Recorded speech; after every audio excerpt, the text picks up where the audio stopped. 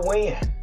It is a win. What's up, Cowboy Nation, Cowboy Headquarters, and America's team? It's your boy G, the number one Cowboy fan, Hampton, coming at you live, direct, and correct with some more news. That's what I said. More news. More news that you can use. And here we are after we just captured another win, which moves us up to 8-3 as we beat a divisional rival team. So great opportunity. My phone does that every time, but you know what? I'm not really set up, but we're gonna make it happen today. So anyway, how's everybody doing on this day? I hope everybody had a great Turkey Day, and personally, I enjoyed it. I really did. I enjoyed everything about it.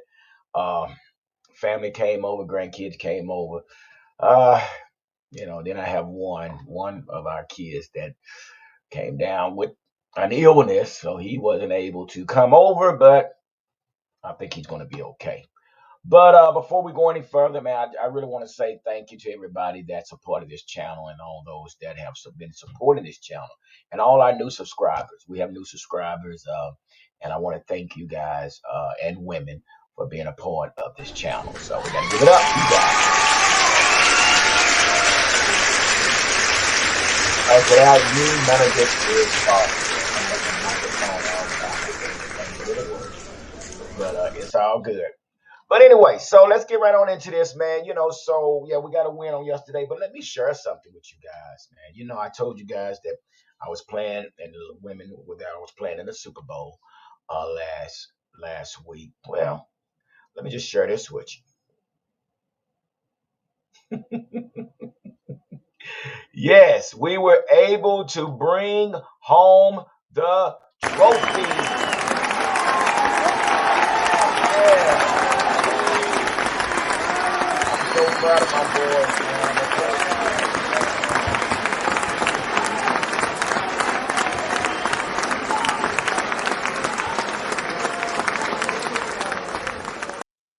So yeah, I am so proud of our boys. I'm so proud of our coaching staff. And it's been a great run, being able to coach up these 11-year-olds and a few 10-year-olds. And again, like I said, I have no control of what the Dallas Cowboys does, but I do have control of my Pee Wee team. And basically played last week. It's pretty cold out there, but we end up pulling it off 28-14. And this is our reward right here. With the win, we have been invited to play for the state championship. So that'll be December 3rd, starting December the 2nd. So we're going to give it a shot. And I'm sure the competition will be a lot competitive, but we're going to give it a shot and see how that works out for us. But yeah, that is our reward, 2022 Super Bowl champs. How about that? So I am so, and I tell you what, I'm so excited. This has been a great weekend, a great week altogether. But yeah, what we do know is basically our Dallas Cowboys won 28-20, I believe it was 28-20, and it was a slow game. It started off slow, but uh, we were able to adjust. We were able to continue to fight, which that's a good sign. So I want to go. Let's go look at this. Let's go look at some stats real quick. Let's see what we got here. Yeah, let's look at this here. And basically, this is where we are, 28-20. You guys can't see that. Let me increase the. There we go. I'm sure y'all can see that. There. How about that? Can y'all see that? Yeah, there we go. But hey, so let's look at this real quick, man. I just want to go over these stats real quick and show you what we did. So in the first quarter, New York scored 3 points. We scored our first points in the second quarter, so we kind of was still stagnant in the first quarter, but we came back and scored 7, while the Giants scored 10 more points. After halftime, we came out and put up 14 points to their 0, and we finalized the game with another 7 points, which gave us a total of 28 points. I'm not going to take anything away from the Giants. Man, the Giants are a good team. It's going to take this coach for New York to actually draft the players that he needs in order to win. Now, and being his first year, he sees what he needs to do. He knows what he needs to do. So I'm sure coming then following, I'm not counting these guys out now. I mean, I like this coach. I really do like this coach. He has, uh, I think the players are trusting the process, but again, he still has to go and draft players that fits his system. So what does that mean about Daniel Jones? We don't know. We know that they need receivers. The running back core is pretty decent. I wouldn't take anything from them, but you could tell that there's some missing pieces. But again, for what they had to play with, knowing that a lot of the players was on injured reserve or they was injured or something, and they put up a good damn fight. I can't take that away from them. So let's go down here and let's look at Dak. Dak was 21 for 30. He had 261 yards, two TD, two interception. Now that second interception basically should have been, I think it should have been a pass interference, but it was one of those ricochet shots where it bounced off them and other guy come up with it. So, but yeah, 261 yards. That's awesome for Dak Prescott. I was a little concerned in the beginning, like, okay, Dak, what's going on? But let's go down to rushing, man. I'm gonna tell you, this was beautiful. This was beautiful down here in the stats. Again, we're starting to spread the ball around. I mean, it's evenly with Zeke and Tony. Again, man, we say who should start, but I told you I was a firm believer that they complement one another, and it's okay. It's not about who's on the field or who's starting or whatever. It's about the production that we can get from both running backs. And just so happened this week was Ezekiel Elliott's week. He ended up with 16 carries for 92 yards. He was averaging 5.8 yards per carry with one TD. Was it one TD? One TD, I believe.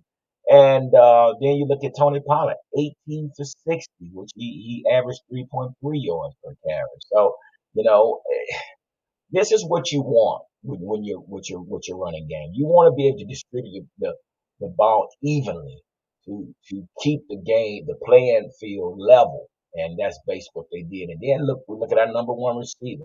He has 6 receptions for 106 yards, averaging 17.7 yards per carry, per catch rather. And look, Michael Gallup was actually had a decent game. He had 5 receptions for 63 and averaging 12.6 yards per catch. So it was, this is what we wanted to see. This is how we spread the ball around. If you go down to Dalton Schultz had four receptions for 31 with 2 TDs. I mean, this is what we want to see. This is what we want to see with our offense being productive, executing the play. The only thing about it I didn't like is, our penalty. We had, I think, 13 penalties, I believe. Let's see here. Yeah, yeah. Only thing I didn't like is right here. 2 interceptions that was thrown. It was 13 for 86 yards in penalty. This two here kind of hurt us a little bit, but we didn't allow no sacks. Any sacks. It was 7-11 for third down efficiency. We had 26 first down. Total plays 69 to New York's 59.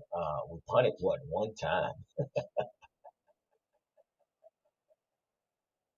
That's saying something there. We punted one time. I just realized that. So we had 260 yards, 261 yards passing, 169 yards rushing, which was 6.2 yards per play. So, and again, looks good to me. I can't say enough about this offense. I really can't.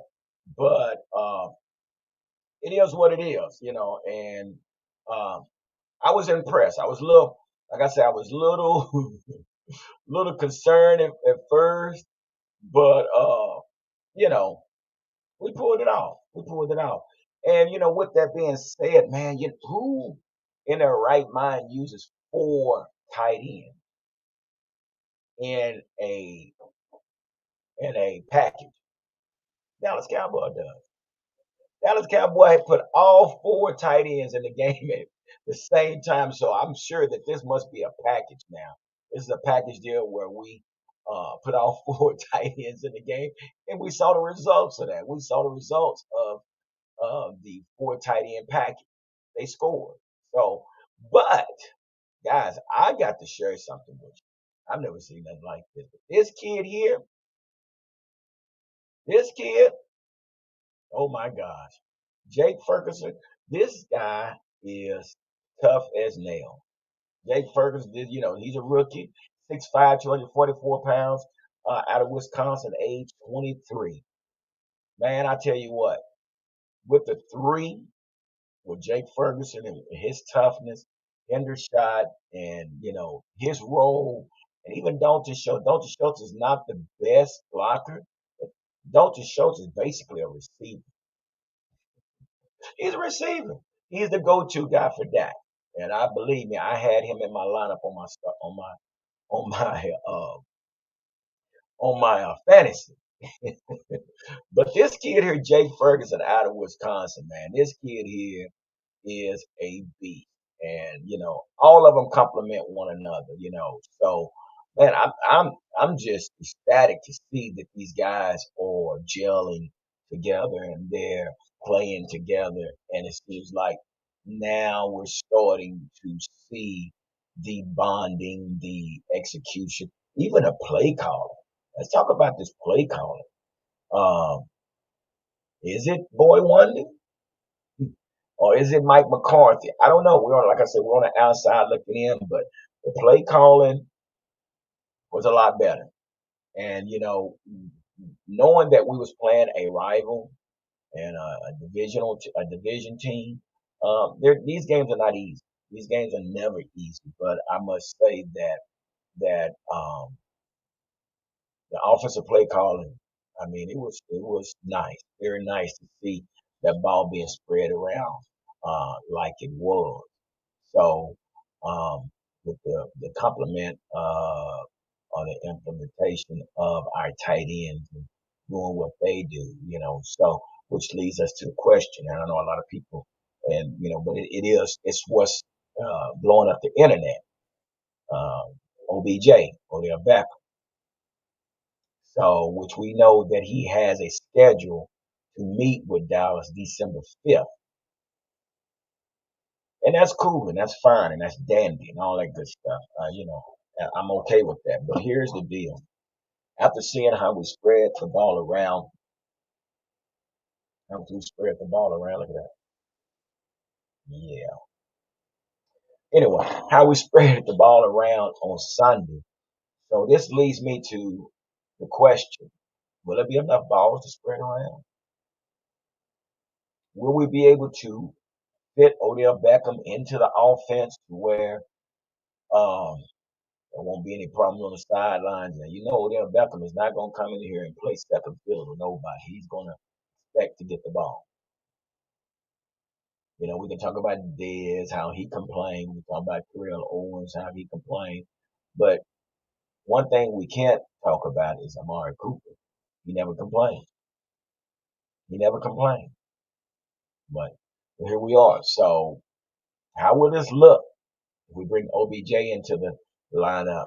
And some say it'll be perfect. Some say we don't need him. So then we all have our opinion.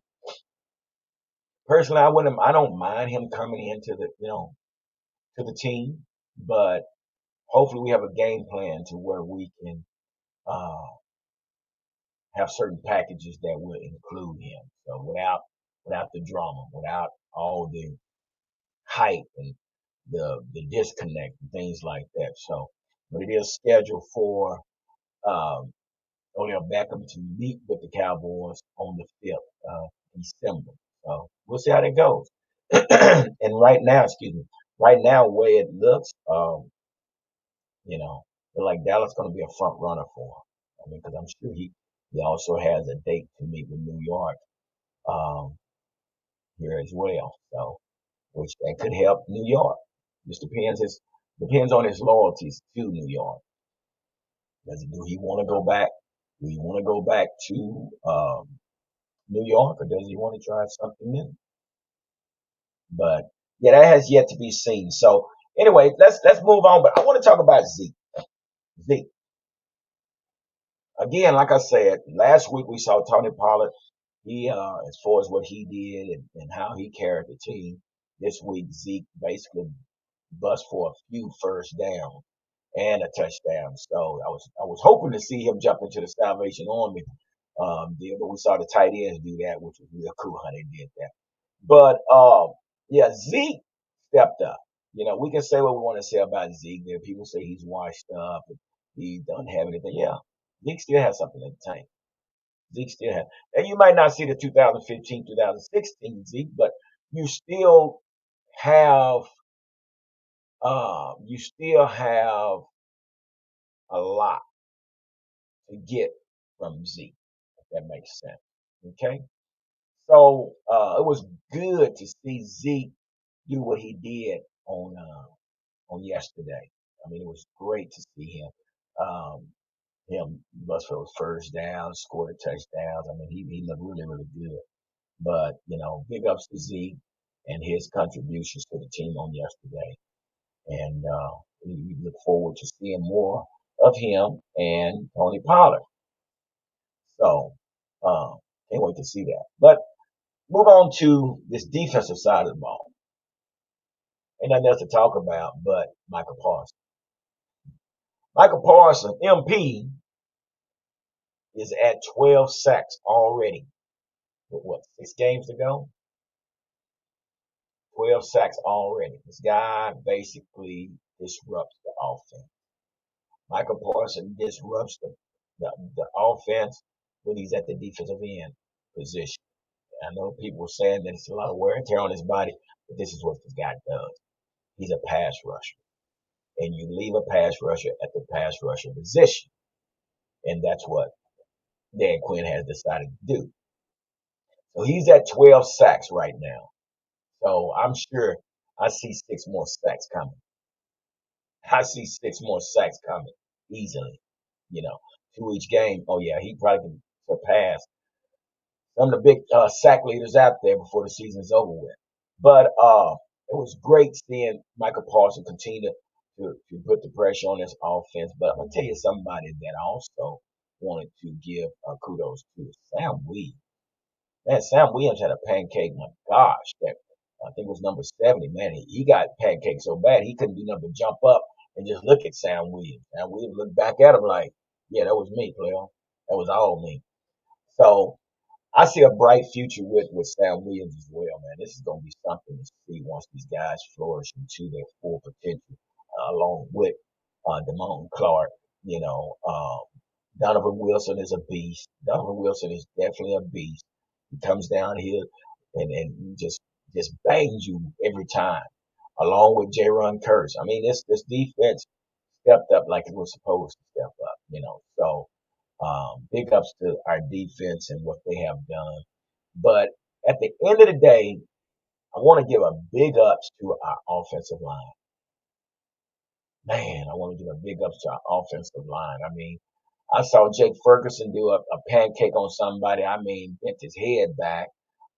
Tyler Smith is continually getting better and better as the weeks go on. So I can truly say that was a great draft pick with Tyler Smith. Our guy Martin.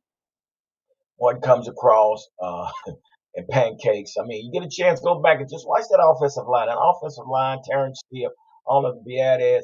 Well, Biadasz might get his name back, Badass. I might have to call him Badass again. But yeah, it was just great to see this offense do what they did, man. It was great. They're starting to gel as well. So if we can just continue to gel and continue to beat these 500 teams, again, like I said before, the door is wide open for the Dallas Cowboys. And we got a great opportunity to make a run, make a run.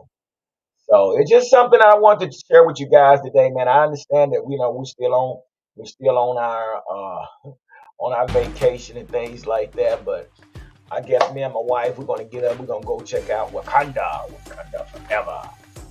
So that's what we're gonna do. Get up, move around a little bit, enjoy the weekend. And I want to say to you guys, enjoy the rest of your weekend and be safe. Don't spend all your money on this Black Friday weekend. Like I always say, don't nothing come to us sleeping but a dream. So let's make it happen. Dallas Cowboys.